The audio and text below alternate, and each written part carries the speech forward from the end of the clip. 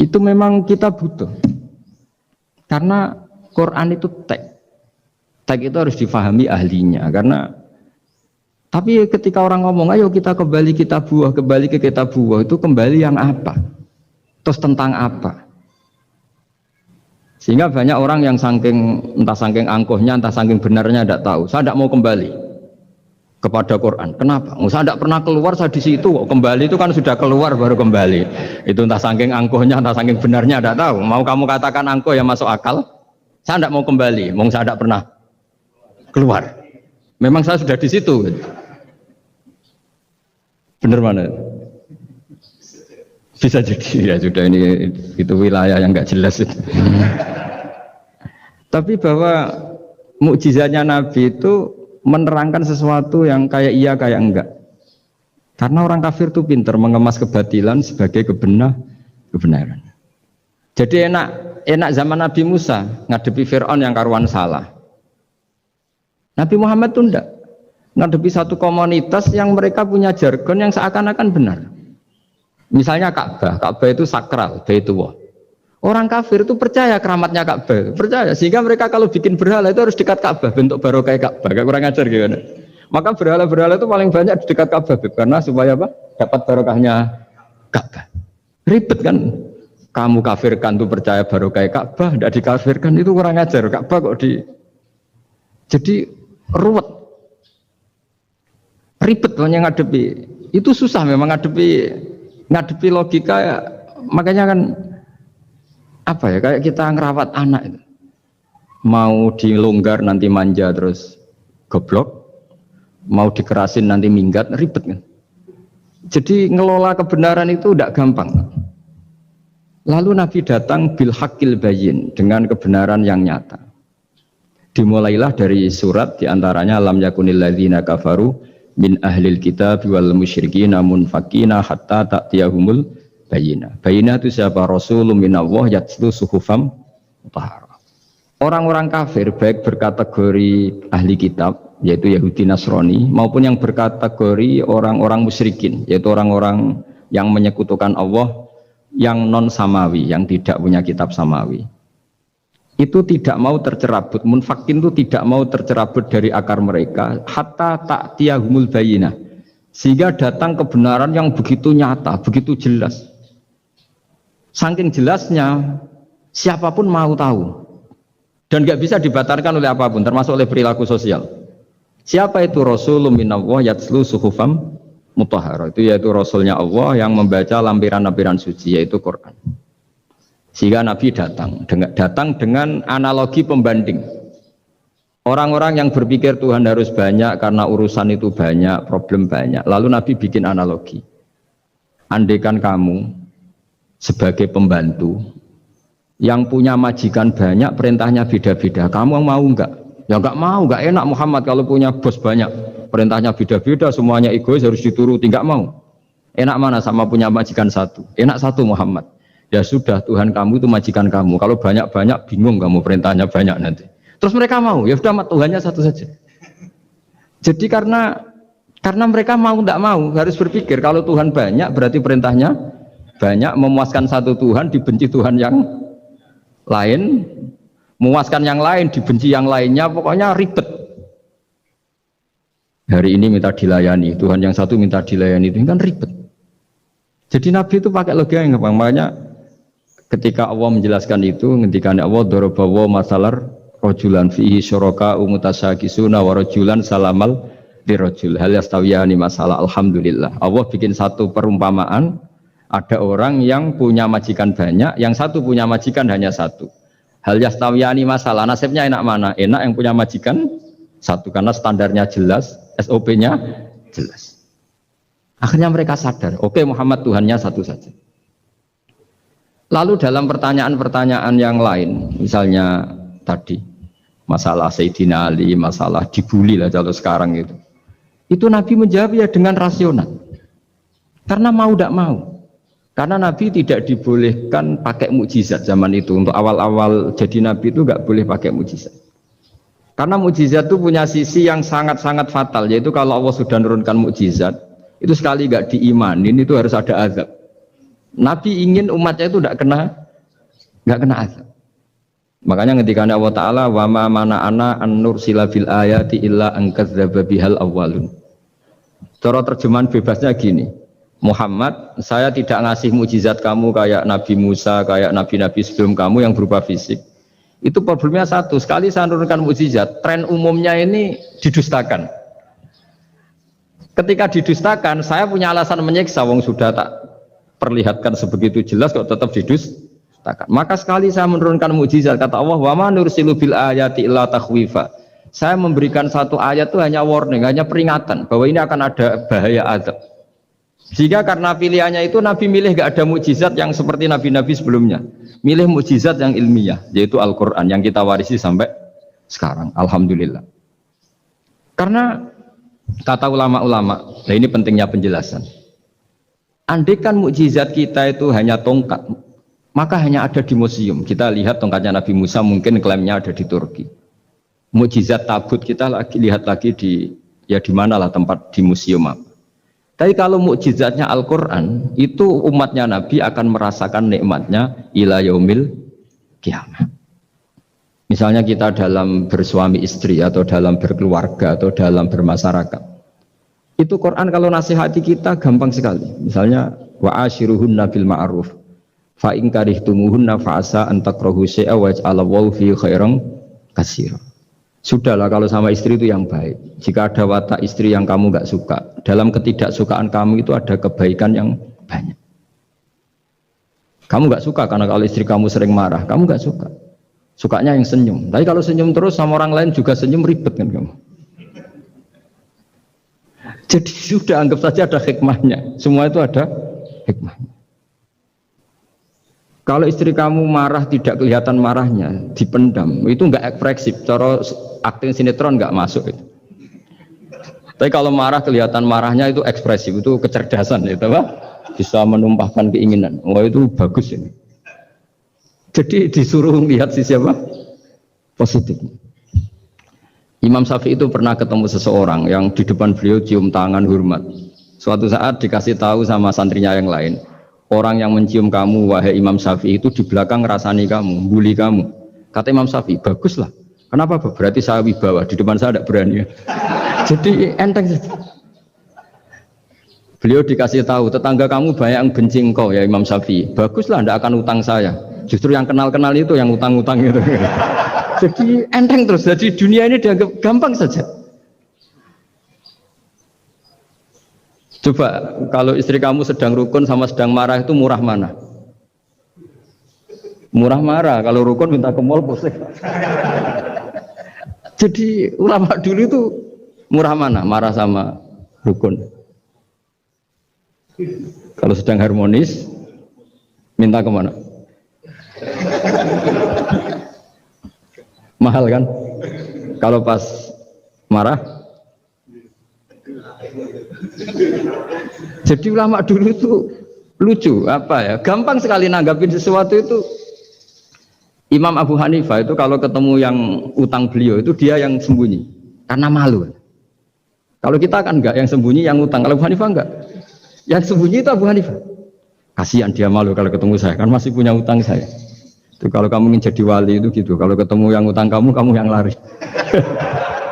Itu bisa bank tutup karena yang lari yang ngutangin. Dalam cerita-cerita wali itu unik-unik. Rabi'ah Adawiyah itu pernah kemalingan, itu beliau sembunyi. Malingnya nyari apa, dia sembunyi. Habis itu ditanya, kenapa engkau sembunyi? Sama lu sama malingnya, karena rumah saya nggak ada yang bisa dimaling karena karena enggak punya apa-apa. Jadi ini kalau berpikir rasional kan ada Habib Fikri bahasa rasional. Ini tak latih berpikir yang agak-agak rasional. Nah, Nabi itu diutus dalam kondisi masyarakat yang rasional. Sehingga repot. Dan yang tidak rasional itu punya kecakapan olah kata sehingga seakan-akan rasional. Makanya ada kalimat terkenal di kalangan ulama, kalimatu haqqin urida bihal batil. Omongannya benar, tapi maksudnya tidak benar. Kayak tadi, la hukma illa lillah. Tidak ada hukum kecuali yang ada di Quran. Tidak ada hukum kecuali yang diturunkan Allah. Pertanyaannya, apa itu? Ya Quran. Lah iya apa? Makanya kata Sidin Ali, ya sudah, sal hadal mushaf, tanya mushaf kamu. Oh ya tidak bisa, itu kan hanya kertas sama tulisan. Makanya tanya ulama, kata Sidin Ali. Nah Quran itu bal huwa ayatum bayinatun fi suduril ladzina utul ilm. Quran itu begitu jelas sebagai solusi, tapi di hatinya orang yang punya ilmu. Sehingga kemudian lahir beberapa generasi tauhid. Yang paling masyhur dimulai tauhid itu yang masyhur ya, yaitu adalah ketika ada orang namanya Muhammad bin Jubair bin Mut'im. Itu bapaknya Muhammad ini namanya Jubair bin Mut'im. Itu dia orang kafir, masih kafir. Dia datang ke Madinah itu untuk negosiasi tawanan perang Badar. Dulu beberapa orang yang negosiasi sama Nabi itu ya nunggu di masjid. Singkat cerita, Nabi sholat maghrib baca surat Wattur wa kitabim mastur fi raqim mansur wal baitil ma'mur wasaqlu fil marfu wal bahril masyur. Terus dia dengerin sampai Allah tanya, am khuliqu min ghairi syai'in. Kalau kamu tidak ngakui saya sebagai Tuhan, kata Allah, silahkan Anda berpikir bahwa alam raya ini dimulai dari ketiadaan. Atau kamu sendiri merasa sebagai pencipta alam raya ini, pencipta langit dan bumi. Itu namanya am khalaqus samawati wal ard. Itu orang itu disebut dahiyatul Arab, orang paling cerdas di Arab. Itu dia bingung. Dia selamanya kafir. Cara berpikir menuhankan berhala, Lata, Uzza, pokoknya menuhankan makhluk lah. Terus dia mikir, Muhammad ini kacau ya. Akal saya dihabisin, kata dia.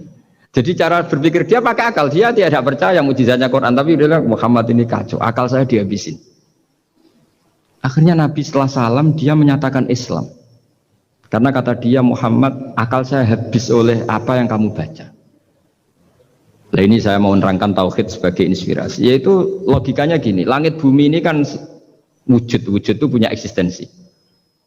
Kalau langit bumi ini wujud, alam raya ini nyata, lalu kamu mengatakan sebelum alam raya ini ketiadaan, berarti ada satu kesimpulan ketiadaan menciptakan yang ada. Itu malah gendeng bareng.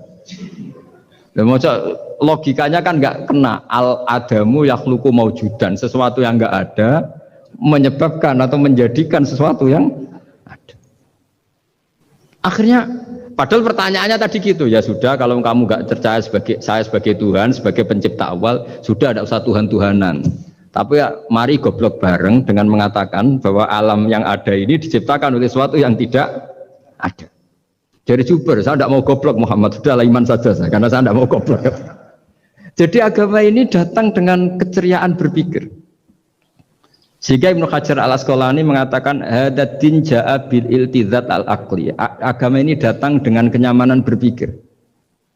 Coba kalau Anda seorang profesor atau seorang doktor atau seorang ilmuwan, kemudian Anda diajak goblok dengan teori baru bahwa sesuatu yang ada itu diciptakan oleh yang tidak ada.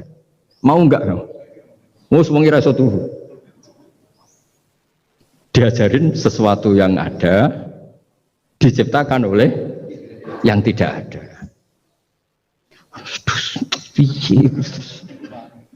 Gak keren lagi. Gak boleh saya lurus itu.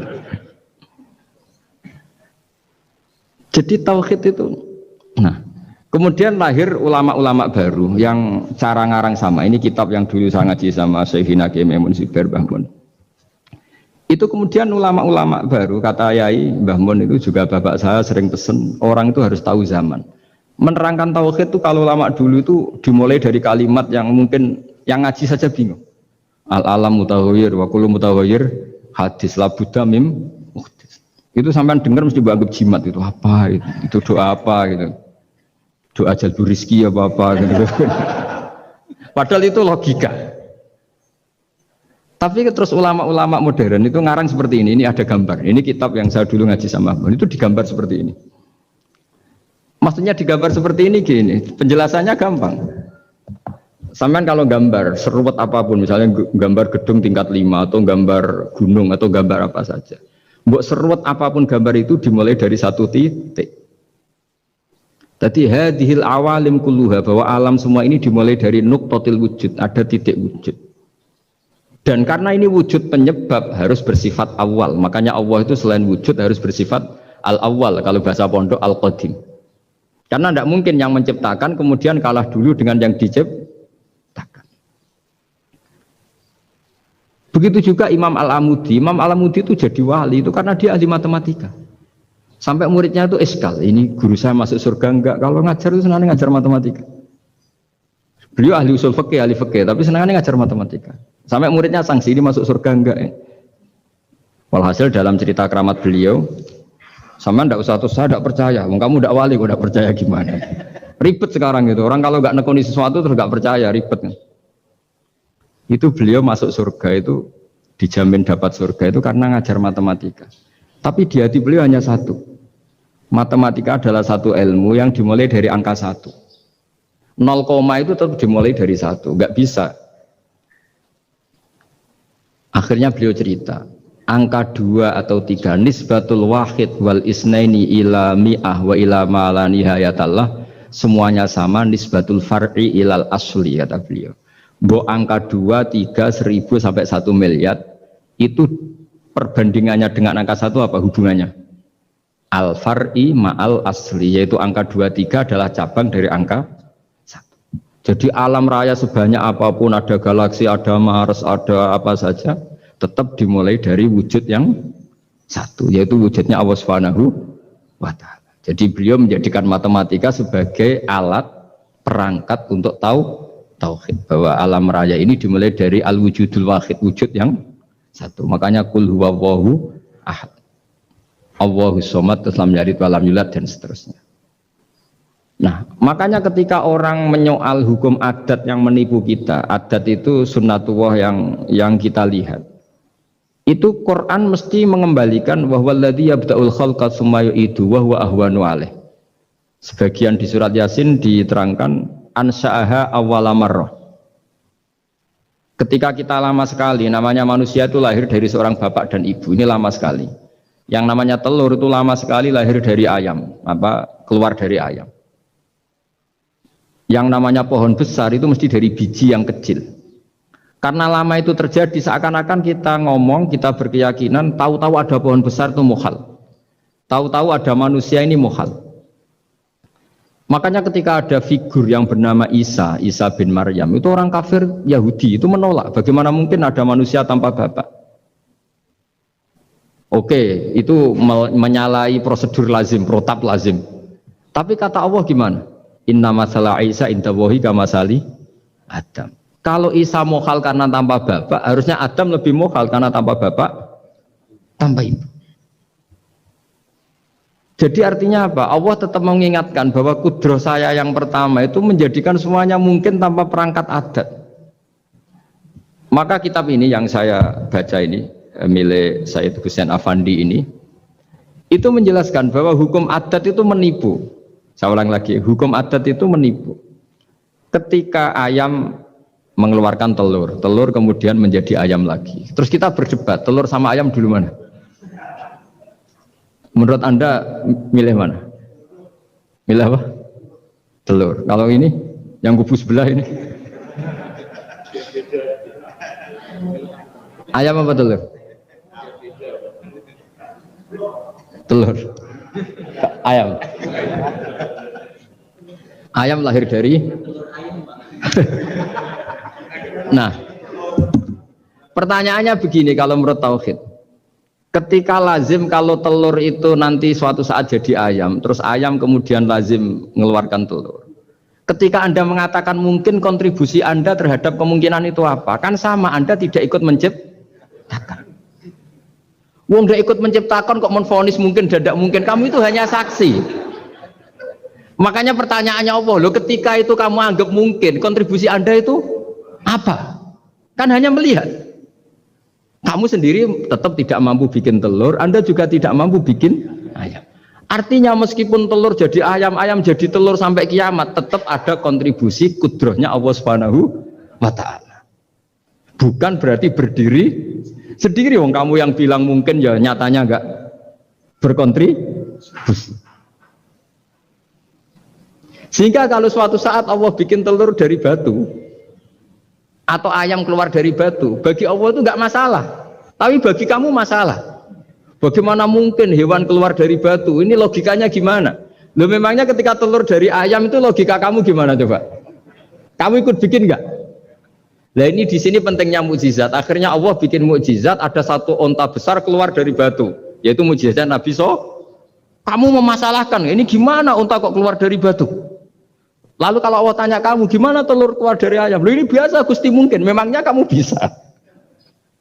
Berarti bagi orang yang tauhid, yang wali, keluarnya ayam dari telur sama onta dari batu itu nisbatnya sama. Sama-sama semuanya di luar kontribusi kita. Kenapa yang satu kamu katakan mungkin, yang satu kamu katakan tidak mungkin? Toh kamu sama-sama tidak terlibat. Itu cara berpikir tauhid. Artinya apa? Orang-orang wali atau orang-orang alim meskipun melihat telur keluar dari ayam tiap hari tetap subhanallah, subhanallah, Allahu Akbar. Karena ini keajaiban. Tapi kamu kan enggak taunya ajaib itu yang aneh-aneh itu. Makanya banyak cari kiai aneh yang gondrong, yang enggak pernah mandi gara-gara kamu tuh suka aneh itu gara-gara. Dong ini ya. Dong itu tahu ya. Jadi buat sesering apapun alam raya ini ada siklusnya, biji jadi pohon, pohon kemudian keluarkan buah-buah ada biji, semuanya yang berkontribusi hanya kudrohnya Allah Ta'ala, tidak mengikat Allah bisa bikin tanpa itu semua. Makanya Allah selalu memperbarui mukjizatnya, termasuk ada onta besar keluar dari batu, yaitu mukjizatnya Nabi Soleh. Kamu nggak boleh menyoal ini mukhal gimana? Karena itu nggak mungkin, ukuran nggak mungkin apa? Kamu nggak bisa bikin kan? Sama telur keluar dari ayam kamu bisa bikin, sama-sama enggak. Nah di sini pentingnya ngaji ya. Makanya Allah ngendikan innallaha la yastahyi ayyadriba masalam ma ba'udatan fama faqah. Allah itu tidak malu bikin contoh nyamuk. Karena nyamuk ini mukjizat yang besar. Sudah hewannya kecil, di situ ada ususnya. Ususnya ada uratnya. Coba kalau kamu bikin nyamuk. Kalau yang santri agak nakal itu ya ada alat kelaminnya, ada uratnya. Coba jenengan bayangkan nyamuk kecil kan? Itu ada uratnya enggak? Ada ususnya ada uratnya. Uratnya ada bakterinya. Pusing kan kamu? Jadi sebetulnya ayat Allah yang dasar itu bukan dinosaurus tapi nyamuk. Bikin uratnya dinosaurus masih gampang, hewannya besar paling uratnya segini. Itu pesan di Juwana bisa lah. Tapi kalau pesen organnya apa? Nyamuk. Perutnya seberapa? Sudah gitu dia di dalamnya ada calon anaknya. Lebih kecil, banyak lagi jumlahnya coba. Nah ini agama ini datang dengan akal. Jadi kelihatan ada mukjizatnya Quran karena menyontohkan nyamuk. Dan kelihatan mukjizat kalau dijelaskan pakai logika. Yaitu kayak apa susahnya bikin nyamuk, sudah kecil ada organnya ada uratnya ada kumannya ada uratnya. Pusing enggak? Makanya tidak ada kampus yang siap memaklumatkan diri sanggup bikin nyamuk karena ya enggak sanggup tadi. Lah itu mukjizatnya Quran. Jadi agama ini ketika ulama-ulama ja'a bil iltizazil aqli, agama ini datang dengan kenyamanan berpikir. Makanya kita nanti kalau mau mati itu yang seneng saja. Kita tidak tahu caranya hidup, tahu-tahu lahir, tahu-tahu hidup, tahu-tahu punya hutang, tahu-tahu banyak masalah, tidak tahu kita. Nanti kalau mati juga gitu, nggak ingin mati, tahu-tahu mati. Nanti nggak tahu bangkit. Makanya sudah alaiha nahya wa alaiha namut wa biha nubasu insyaallah taala minal.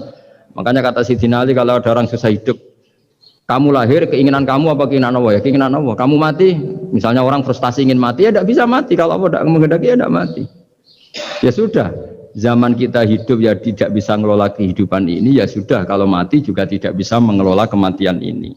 Makanya terus kita diajarkan inna sholati wa nusuki wa mahyaya wa mamati lillahi rabbil alamin. Berhubung kita tidak tahu ya sudah hidup kita, mati kita semua di tangan Allah. Sudah kita pasrah saja. Senais jamnya mati aja, serasa pamit, sudah mati aja, sudah gak ribet. Makanya wali-wali itu ya biasa ngelihat kematian itu, bukan karena yakin pasti masuk surga ya enggak. Kata wali-wali itu di dunia itu hanya Allah yang ngurusi kita ya Allah, nanti di akhirat ya sama. Itu tauhid ya. Jadi saya ulang lagi ya, jangan terjebak hukum adat. Karena dalam hukum adat itu sebenarnya Anda tidak aktor tapi hanya saksi. Yang namanya telur keluar dari ayam, ayam mengeluarkan telur. Tapi sebetulnya ini tidak mengikat. Allah bisa saja bikin hewan dari yang lain. Kayak tadi mengeluarkan untanya Nabi Soleh dari batu yang apa? Besar. Ya, wah itu mukhal, bagaimana mungkin? Nah memangnya ayam jadi telur jadi ayam, Anda ikut berkontribusi kan enggak? Andai kan Anda menyaksikan kudrohnya Allah Ta'ala di semua kejadian, yaitu Allah bisa bikin nyamuk ada organnya ada uratnya. Dengan reputasi seperti ini, maka kita akan mensifati Allah, innahu ala kulli syai'in qadir, bahwa Allah bisa melakukan apa saja. Wa huwa ala kulli syai'in qadir, diulang-ulang. Sama Indonesia yang sekarang seperti ini, yang kata orang ada yang bilang terbelakang, ada yang bilang tertinggal dari Eropa. Mungkin dalam kudrat Allah untuk bikin Indonesia lebih makmur dari sekarang, bisa mengalahkan negara-negara yang lain. Jadi kalau kamu ingin, tapi Indonesia banyak masalah gini, bagi Allah mudah saja menyelesaikan masalah. Tetap inna dzalika 'ala Allahi yasir. Kita harus optimis bahwa semuanya bagi Allah mudah. Tapi cara berpikir ya tadi, dengan reputasi Allah bisa bikin nyamuk. Nah nyamuk sulitnya di mana ya tadi, sudah kecil, punya organ, organnya punya urat, uratnya punya bakteri, bakterinya punya organ, organnya bakteri, mungkin ada bakteri lagi. Pusing kan? Ya nggak usah dipikir kalau pusing. Ya jadi terus yang terakhir, saya mohon kalau baca Quran sebisa kita ada yang diangen-angen. Jadi Allah kalau mendorong kita mengakui eksistensinya Allah, Allah sering ngendikan yang mudah-mudah. Misalnya, saya ini yang menciptakan kamu, saya yang menciptakan kamu. Falau la tusaddiqun, sudahlah, saya ini nahnu khalaqnakum. Saya ini pencipta kalian, Bu Yao. Hubungan kamu itu dengan saya, urusan kamu terdekat itu dengan saya, kata Allah, bukan dengan yang lain. Karena saya yang menciptakan kamu, kata Allah. Tapi kita ini aneh, jadi manusia itu aneh. Dengan zat yang menciptakan kita tidak punya urusan, dengan yang tidak terkait dengan kita punya urusan. Itu kan aneh. Dan Allah kalau menerangkan itu gampang. Terus bagi manusia yang kumoluhur, yang angkuh, seakan-akan bisa menentukan segalanya. Falaula in kuntum ghairu madinin tarji'unaha in kuntum shadiqin. Kalau kamu orang hebat, Bu ya, ketika nyawa kamu mau keluar tuh kamu tahan supaya kamu nggak jadi mati. Nggak keren kan orang hebat kok mati katanya. Kamu sombongnya kayak gitu, seakan-akan bisa ngatur dunia, menaklukkan dunia, ternyata kamu mati. Harusnya nggak usah mati dong. Kata Allah, falaula in kuntum ghairu madinin tarji'unaha in kuntum shadiqin. Makanya falaula idza balaghatil hulqum wa antum khina idzin tangzurun. Bu ya, orang-orang yang keren, yang merasa hebat, yang biasa ngatur dunia, Bu ya ketika mati itu jangan mau. Ya, ini sensitif wilayah.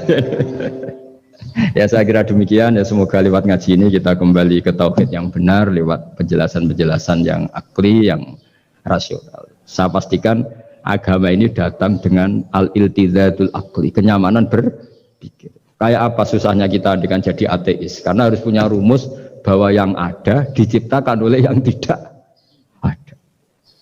Itu kan jadi aneh. Makanya ukuran iman salasun man kunna fihi wajada halawatal iman. Ciri utama iman itu nyaman, halawah itu manis, karena ya itu tadi apa yang dibawa oleh Quran dan hadis sesuai akal kita.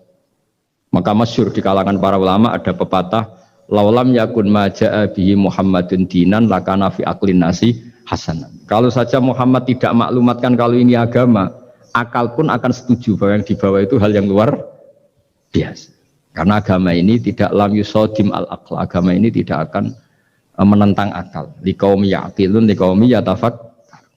Kalau ada orang bilang akal saya itu menolak paham agama, itu akalnya yang perlu dicek. Ada masalah itu pasti.